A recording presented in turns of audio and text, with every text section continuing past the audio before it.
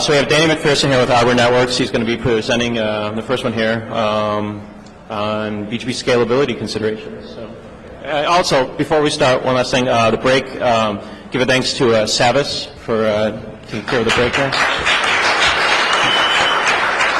And also, if there's any, Aaron has a help desk out in the hallway, so if there's any questions or anything of that matter, they're out there. You could go see them. I think it's out there on this floor or the floor below. And here's that, Danny. All right, so can you hear me okay back there? Good. So I'm Danny McPherson. I'm with Arbor Networks. Shane Amante isn't here, unfortunately. It's the bad news. The good news is I'm a much better kisser than Shane is. So, all right, nobody's paying attention. All right, forget it. All right, anyway, I'm going to talk about some BGP scalability stuff, and hopefully, you know, if you're an operator or an implementer or a protocol designer, you'll find some value in this.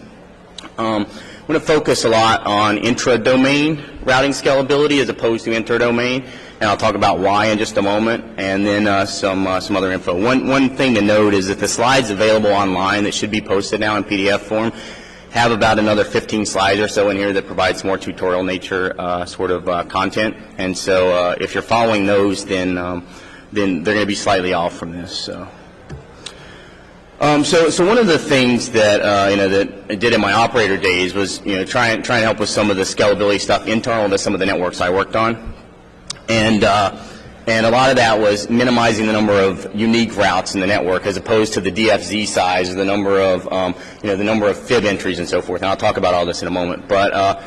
One of the challenges that you see on the academic side in particular is that most of the academic approaches that you've seen to date on studying BGP deal with a single external BGP analysis or external BGP analysis from lots of different points in the internet, like some of the route, the University of Oregon route views and those sorts of things.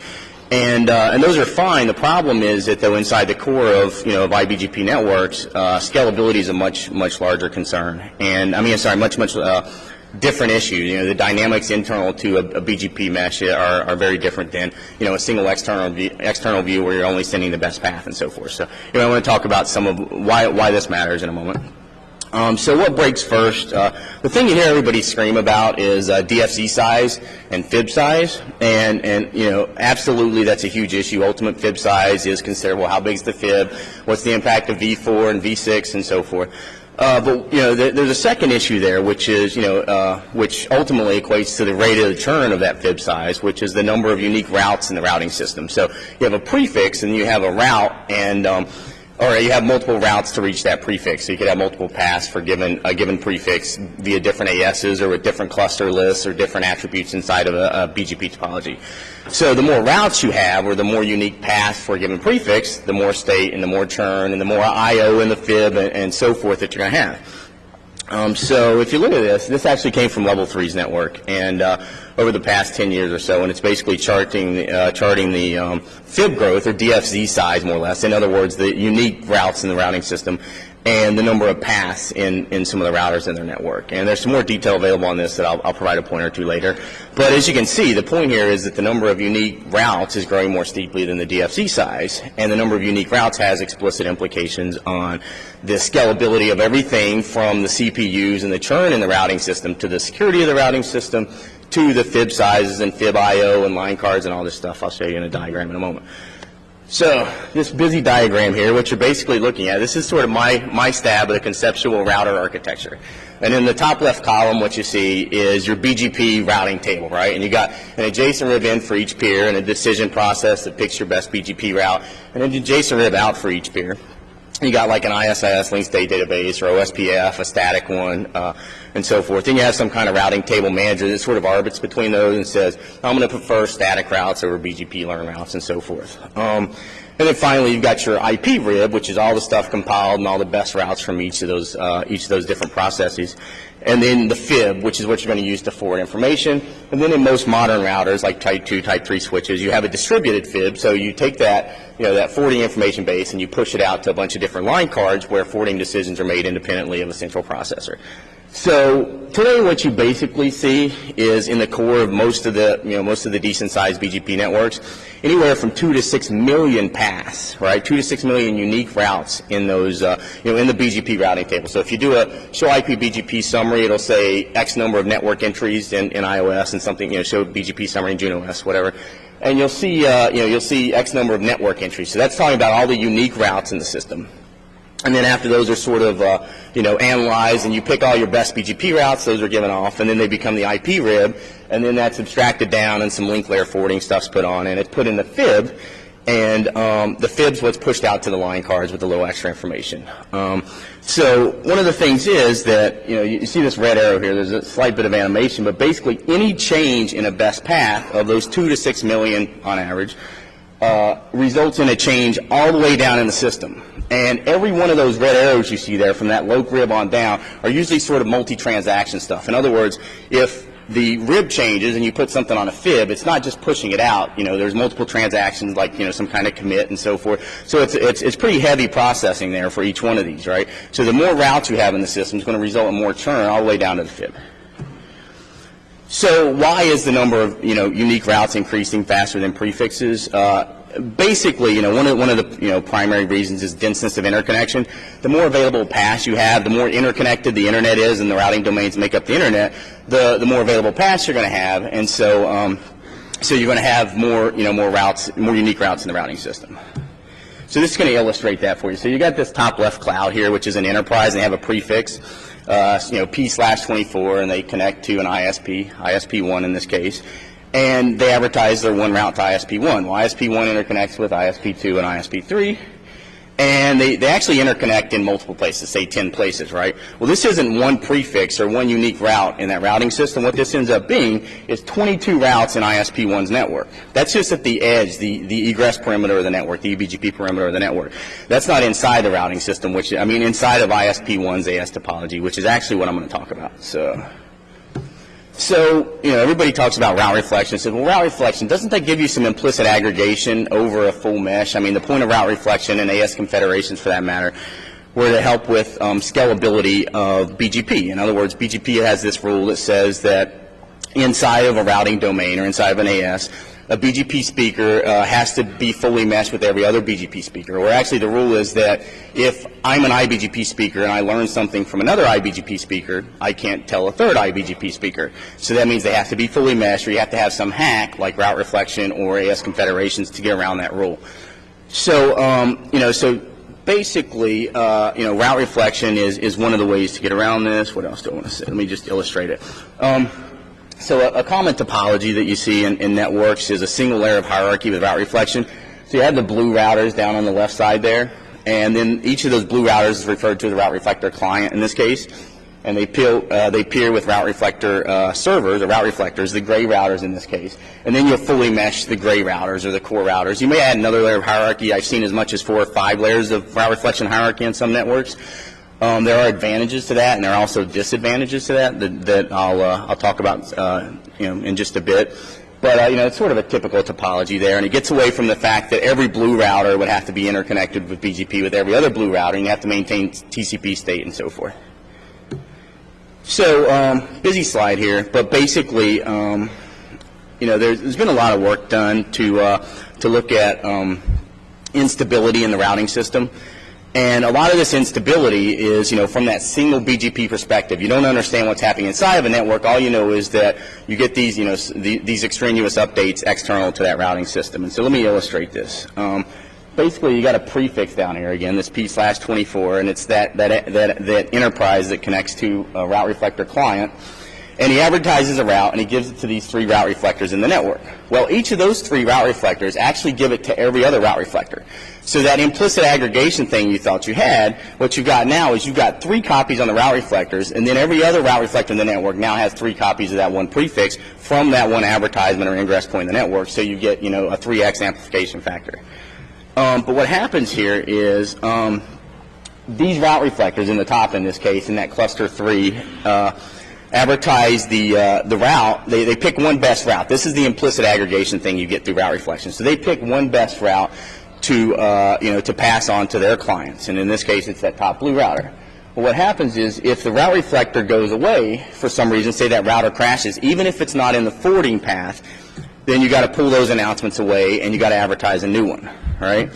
Well, the problem here is that anytime even a non-transitive attribute, something that you don't advertise outside of your AS, is changed and results in a new best path BGP selection, you still send that to your external peers, right? So when this question mark up here keeps getting these copies of this duplicate update, and when there's lots of instability in the network, then you see, he may get 5 or even 10 copies of that update just because one router failed or one link failed in the network. And if you use things like BGP route flap dampening, which some people do, some people don't, with varying thresholds and penalties and so forth, then that one update or one change at some point in the network could result in 15 or 20 or 50 updates at some egress point in the network. And each one of those updates, because they're per prefix, they're not path and attributes and so forth. And even if they were, they wouldn't be non-transitive attributes that are never leaving that blue router and going to another network. Then, then it would be penalized and it may be suppressed because one change in the network. And so, so that's an issue with this. We did a study, actually. There's a paper that we submitted to IMC with Lisa Zhang and Jonathan Park and some of the UCLA folks and on level 3, and we took some of this University of Oregon route view stuff, and we took an IBGP feed from inside the network, and we looked at the instability and said, how many of these changes are we seeing at the University of Oregon that we're, how many changes are we seeing inside the network that we're not seeing at the University of Oregon route views? And how many attributes are there? So basically, during the busiest time of BGP instability, 97% of the updates that are received are exact duplicates, and each one of those exact duplicates are going to be penalized if somebody's employing route flap dampening, for example. So there's a lot of instability there that has no point. There are some implementation optimizations and some network architecture changes I'll talk about in a bit that that you can change to make this a little more stable, in particular during times of instability. So here's basically a graph of this illustrating what I just said with the CDF on the right side there. And it's basically just saying that during the busiest 0.01% of the time, 97%, 98% of the updates are exact duplicates. And, and so that's not a very effective protocol. And, in particular when there are times of instability is when you want to try and be the most effective in what you do. So. And for those wondering, these were not caused by session resets. We had ways to qualify and quantify that when we did these measurements, and that's illustrated in the paper itself. So one of the things that's frustrated me, a considerable amount is when you make implementation changes, like for example a router operating system change that focuses on optimizing the system locally to save some CPU resource, but it doesn't think about the systemic effects of that. So an example of that is a change in BGP route reflection from RFC 1966 to 2796. And when route reflection was initially defined to get away from the BGP scaling, the full mesh BGP scaling rule, basically the thing that was, it had to be backwards compatible. So what happened is those clients we had in that earlier picture didn't have to know that they were clients. The route reflectors had to know they were route reflectors, and if they told someone else they added a path vector to this to illustrate that it was a route reflector, but the client didn't have to know it was a client. Well, in RFC 1966, that's how it handled this because it was looking for backwards compatibility. RFC 2796 was actually updated and removed this rule so that a route reflector could reflect a route back to a client that the client just told the route reflector. And it doesn't seem like on the surface that was a big issue, but I'm going to illustrate why that can be a big problem in just a moment. And let me just show you now. Here. So you got your clients in the blue down here, and then the gray are your route reflectors, right? So normally the way this worked is the client, the blue client here, would tell the gray routers, he'd say, hey, I got prefix P/24, and he would tell his route reflectors. Well, his route reflectors, each one would tell everybody else, right?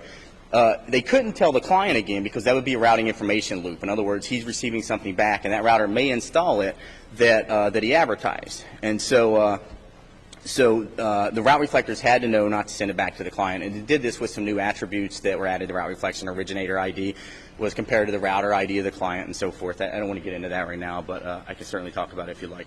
But one of the things that the change to the spec made was that these route reflectors can now tell the client. Well, on the surface, it's like, that's fine. It's not a big deal. The client can drop these updates, and it's not going to hurt anything, right? Well, it actually can hurt something. So if you dig into that client and look at what's happening here, right, what happens is this router, which is an external peer on the far left side, the little router, advertises something to the big router, and he tells the 3 route reflectors, right? What happens is they all start telling telling the client back, right? And each peer, each update is serviced in a round robin fashion, right? So you get these updates in, and say you have 100,000 eBGP learn routes. So the client starts processing those, and he goes 1, 2, 3, he gets to about 10, and he starts advertising them out to his route reflectors. Well, the route reflectors start sending all those back. So if you got 100,000 and he's on 99,990, and he starts receiving them back from the route reflectors, he has to process those just like anything else. So those will be in the same queue and the same processing as the legitimate updates that are coming in from the eBGP peer. And so you can imagine that in times of instability, or if you want to converge fast, this is very ineffective. Those route reflectors should not be sending those routes back to the clients. Excuse me. One of the other things is that some of the new, like for example, some of the IPVPN capabilities want to minimize configuration. They want to minimize manual or static configuration in the network. And so, like RFC 2547, the IP MPLS VPN stuff was a way to minimize some of that and provide IP VPN overlays on IP infrastructure. One of the things they've done is they want to minimize. So you might have multiple VPN instances or VRFs on a single router, like a single client inside the network, and not want to have to configure static policy between those. So the specification, the accept own community, was actually provided that says, well, I'm going to send something in a route reflector, and I want him to send it back. And if this accept own community is on it, I'm going to use it to bridge stuff between 2 routers. So it's basically a way to minimize local configuration on a router by creating more systemic state. And that's not effective if you have a large scale network. If those route reflectors were only sending back routes that had the community, that'd be fine. But this actually this actually entices people to make their to write code and be lazy with their implementations and optimizations and reflect everything back and expect the client to drop it, and that's not effective, or that's not a scalable way to to do this. Let's see, network architecture stuff. So cluster IDs.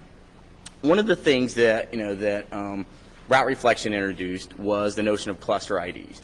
And inside of a cluster, you would have your sets of clients, and then you have your route reflectors. And the route reflectors, when it was defined, were supposed to all have the same cluster ID. And what that meant was that if one route reflector in a cluster told another route reflector, that route reflector would drop the update, and he didn't have to store the update because of the cluster ID was a new path vector inside the routing domain. So actually, let me just illustrate this. It's much easier.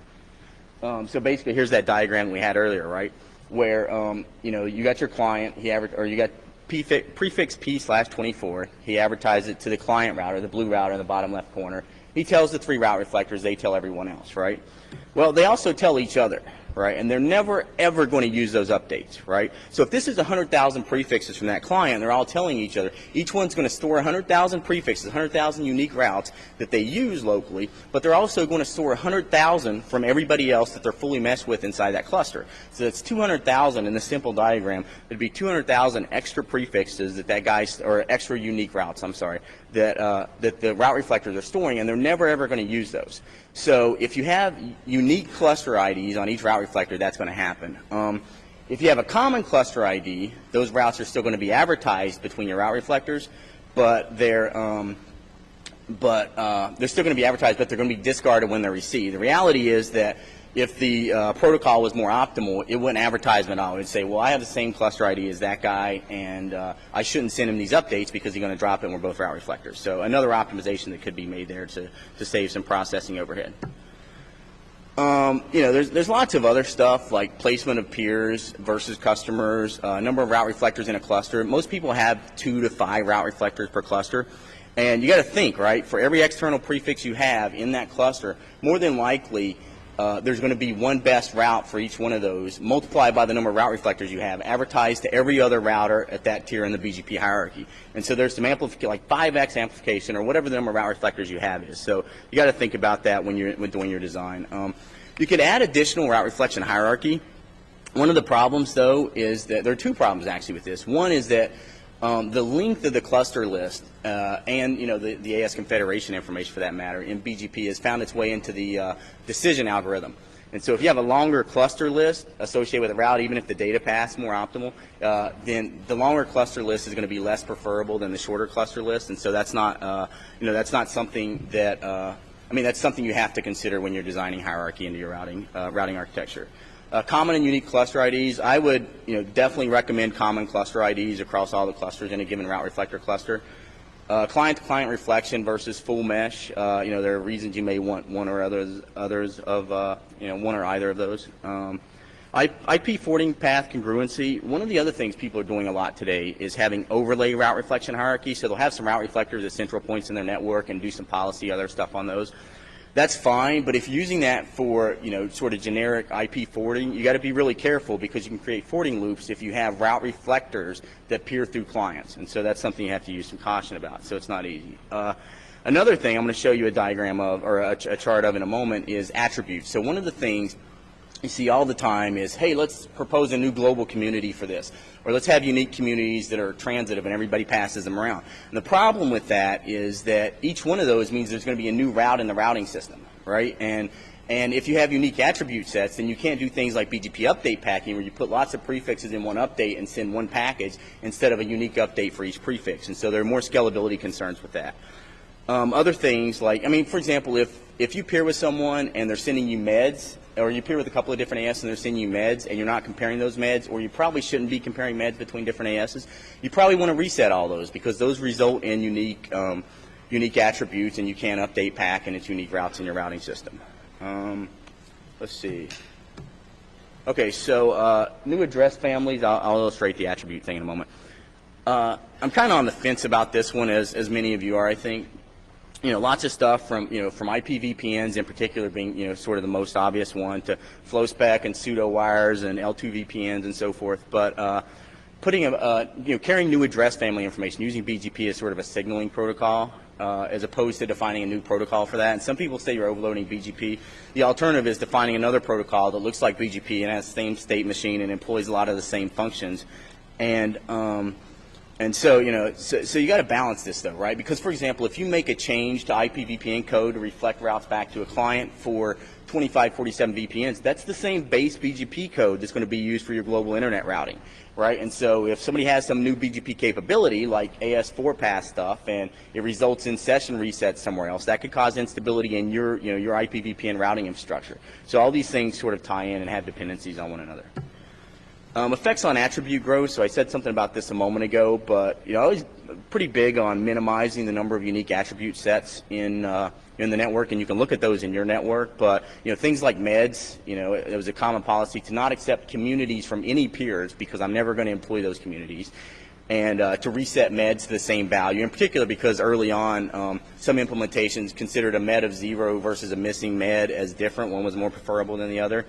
And you shouldn't compare meds between different ASs anyway, so that's a bad idea. But to illustrate attribute growth, you see the top line again. This is a 10-year graph from Level 3's network, and the red line represents. It's obviously not normalized. That's why you see some of these spikes. But the number of unique attributes in the routing system is going to be multiplied by the number of prefixes and the number of unique routes associated with those, and then for each one of these it makes update packing and packaging the more prefixes in a single update more and more or less and less effective. So routing security. So here's one that that touches pretty close to a lot of work that I know that I think Randy was talking about something here, and I believe he is in the security BOF as well, but some other folks. And one of the other things that's especially important to remember is that if you're going to secure the routing system, you have to validate each path, right? You can't just do the prefix. You have to say prefix and who originated it and the path that it came through.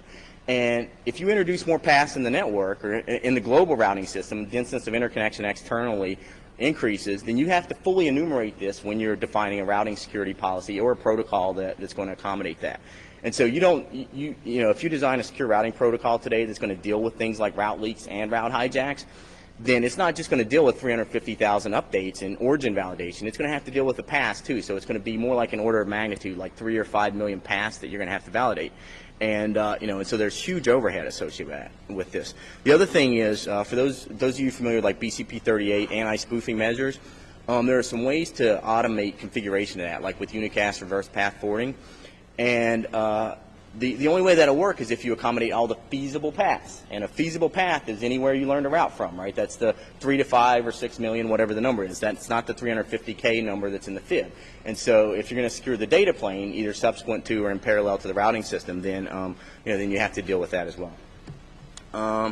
IDR work, so here's another hot button, is most of the work in IDR today is dealing with new analytical capabilities or new attributes to solve some new problem, or advertising multiple paths, right? So in other words, each one of those clients, don't just give me your single best path, give me your best path from every external peer. So multiplying it by however many best paths you have from each external peer. So that's going to increase, potentially exponentially the number of the number of paths that you have in the core of your network, right? And so this is going to be a big problem as well on scalability front. There's not a lot of work going on. As a matter of fact, there's no active work in IDR in particular on minimizing the number of paths or the amount of instability in the network. Conclusions, the number of routes in your routing system as opposed to just the number of unique prefixes and the DFZ size and the FIB size is very important, and you should be looking at that. There are things that implementers can do. There are things that protocol designers can do, like on the IETF side, for example. And there are things network operators can do to minimize or optimize some of these things in your network. And the BGP stuff, the bottom bullet there is, it's going to bite eventually, and where it's going to make things like BGP security more, or less feasible. And so, it's something that we've definitely got to deal with and be cognizant of now, because it's going to be that much harder down the road if we're not. So. Just some quick acknowledgments. The folks at UCLA published a paper with us, with Shane and I, on on a study we did over about a year period on instability and how those non-transitive updates results in lots of external duplicates and that kind of thing. And we talked to a couple of operators on this, and and certainly Craig and Abba's early work on the BGP instability stuff was it led to lots and lots of people starting to look at some of this stuff. And then a number of people who agreed or disagreed with some of the conclusions in this. And then, level 3 in Arbor for day jobs. And that's pretty much it. I know I went through these pretty quick, but most of the stuff, if you grab the slides, is pretty self-explanatory. And you're certainly welcome to email me, or if you want to participate either in the Global Routing Operations Working Group in the ITF, or IDR, which is where BGP is defined, or CIDR, which is the Secure Interdomain Routing Working Group in the ITF. Any of that stuff, I'm more than happy to provide you pointers. And if you got ideas about other stuff related to this, I'd appreciate those as well. So. Thank you, Danny.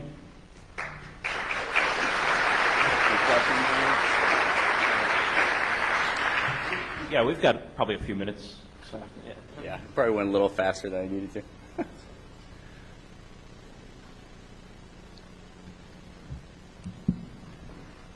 Hi, Jake Kuhn, Green Hill Software.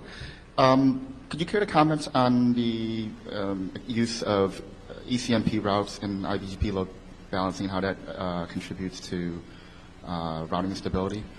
So today, BGP only sends the best path, and if you're using equal cost multipath on the IBGP side, it's because you have multiple paths you're already receiving, but only one path per peer.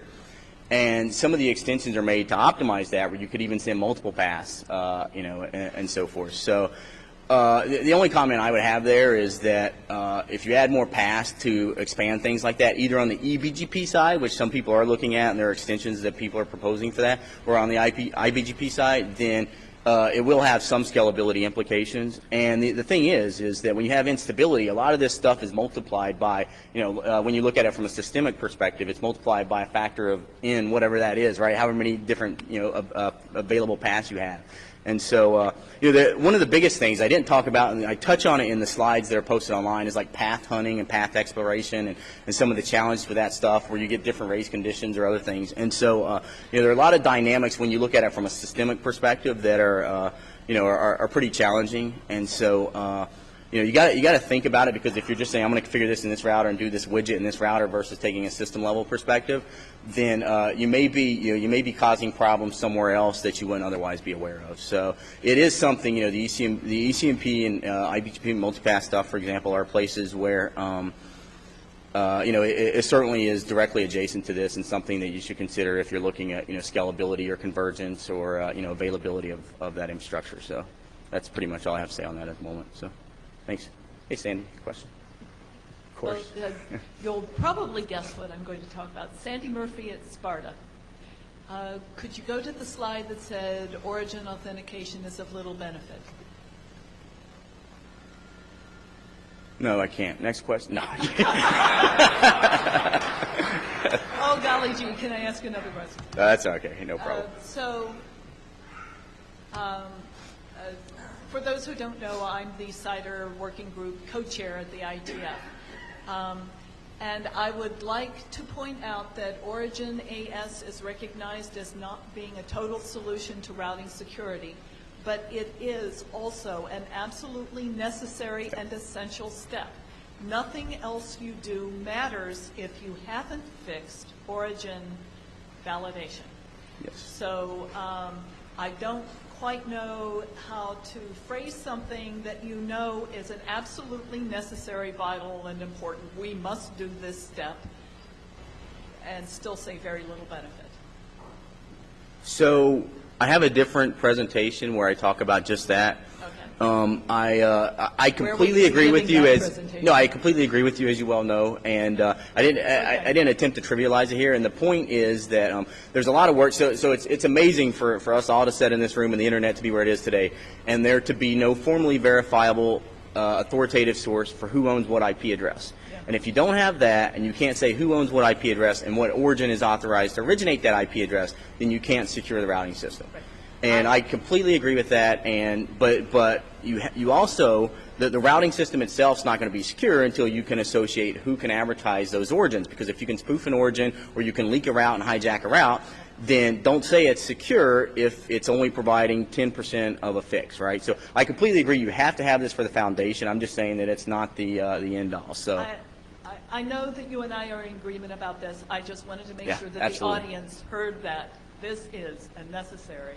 Absolutely, we must have to do this step. I completely and agree. anything else that we do. Yep. Okay. Thank you. So yeah, you're welcome. Patrick next, then Randy. Hi, Patrick Gilmore Akamai. So the idea that a non-transitive attribute coming into a RIB causes a re-announcement to external neighbors is what I would call a huge throbbing bug and has been around for a couple of decades. Why is it not fixed? And where are the vendors in this room that are not listening to us as we have been complaining about this for decades? I mean, this isn't like a 6-month-old bug, right? Yep. It's 11 years that it's identified. And, Labovitz and those guys early on were, and we actually talked to Kior Patel at Cisco and some of the other guys, and we identified some of the versions of iOS associated with that, and that is an implementation thing. The thing, what happens is basically is you pick a new prefix inside your routing system based on a new next hop or a cluster list or something like that, and then you go through your decision process. Okay, I'm going to use this path instead, and you're not keeping state and saying instead of not advertising this, because when I strip off those attributes, it's exactly identical to the previous prefix, I'm not keeping state of that. So your vendors should be working on that, and I completely agree, and you should ask your vendors where they are on this. And I would note that some versions of iOS have addressed this, and I'm not sure about JunoOS because we didn't look at that expressly on the eBGP side.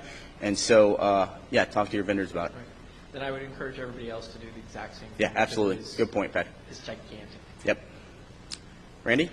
Randy Bush, RGNet. Yes, I still work at IIJ, but IIJ employees are not allowed to travel to the United States because of H1N1.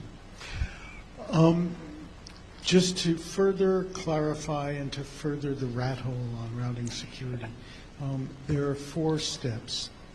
One is, as you said, to have verifiable attestation of who owns, as it were, a prefix. Second is routing origin verification, that the announcement started at an AS who owns that prefix. And note that this would cure 95% of the bugs we have in routing today, the YouTube accident, 7007, 128/9, etc. The third is path validation, as you say. In other words, were you authorized to hand it to Lucy? You handed it to me. And the fourth is locking the data plane to the control plane, that the actual packets, which we're paid to deliver, followed the routing path. Yep. And if any of JREX's students are here, Sharon, et cetera, they're doing some interesting work in that area, as are some other people. Sorry to rant on. Oh, no, I completely agree. I don't think that Sandy or I disagreed with that either. So, good. Any other questions? Well, thank you very much. Thanks,